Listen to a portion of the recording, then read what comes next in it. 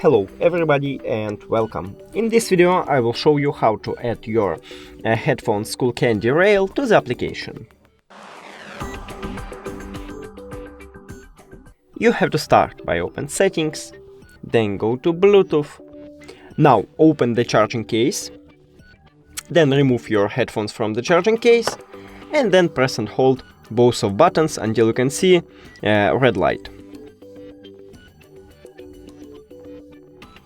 Here we go. Now, we see it, so click on it.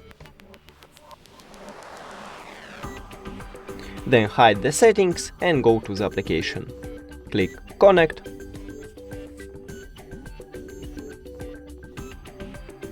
And we did it! Thank you for watching this video. If you found it helpful, please consider subscribing to the channel and leave the like on the video. It's really important to us. See you later!